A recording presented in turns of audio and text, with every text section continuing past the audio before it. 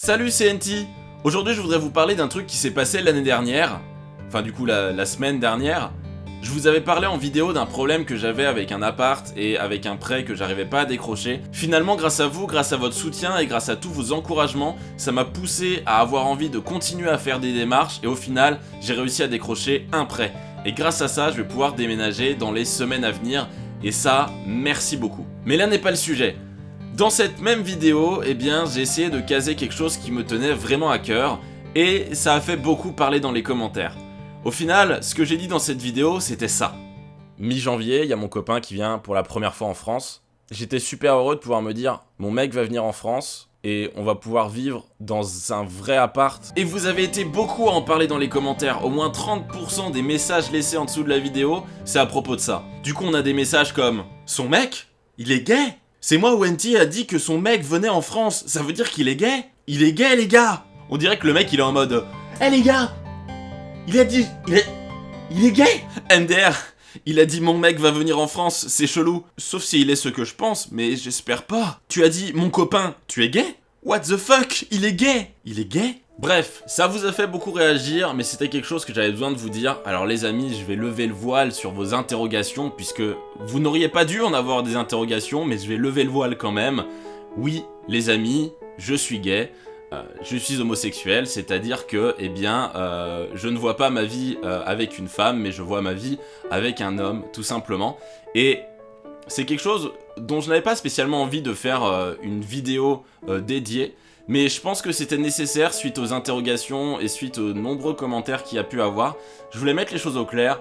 Je vais pas trop m'étendre sur le sujet dans cette vidéo, mais j'ai vraiment envie de vous faire comprendre que voilà, ça fait 5 ans que je fais des vidéos sur YouTube, que je partage des choses avec vous, et il faut savoir que j'ai découvert mon homosexualité pendant cette période-là, et que du coup, pour moi, c'est quelque chose que j'ai eu plus ou moins à vous cacher, ou du moins que j'ai pas eu envie de vous dévoiler. Et c'est vrai qu'aujourd'hui, je me suis totalement accepté, parce que oui, être gay, c'est aussi à un moment ou à un autre de sa vie, savoir s'accepter, et ça a été assez compliqué pour moi parce que j'avais pas connu ça, je ne connaissais pas vraiment de personnes homosexuelles, donc c'est vrai que ça a été compliqué pour moi d'en parler et même de comprendre finalement ce que c'était. Alors vous allez vous demander pourquoi je vous annonce ça maintenant.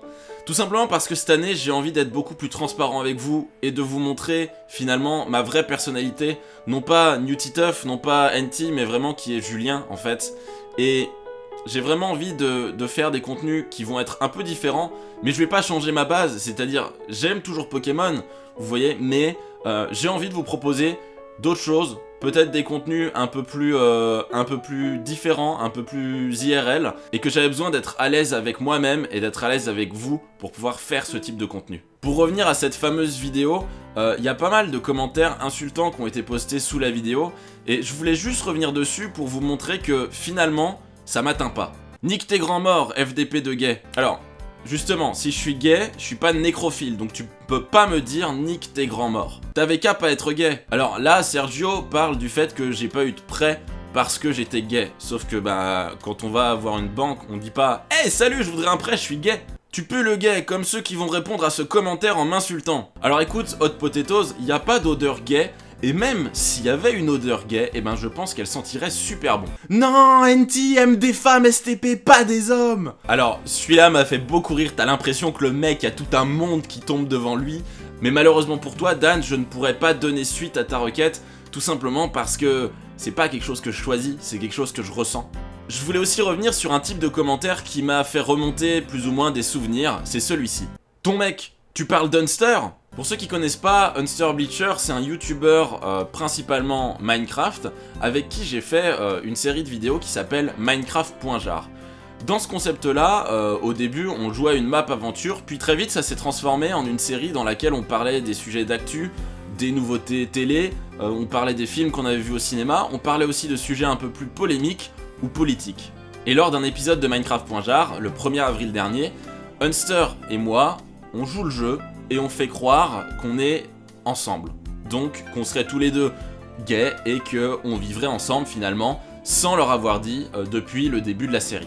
Bonjour à tous les amis et bienvenue dans cette nouvelle vidéo. Aujourd'hui on se retrouve pour un épisode spécial de Minecraft.jar. Ça fait 1 an à peu près que la série est lancée. Oui. Et on est là pour vous parler un peu. Ça va être un épisode où on va beaucoup discuté, je pense, et je suis. On va beaucoup discuter. On va discuter de quelque chose de sérieux, mais on va quand même le faire avec légèreté, comme d'habitude. On se connaît depuis un peu plus d'un an avant le début de la série. Et on s'est mis ensemble. Oui.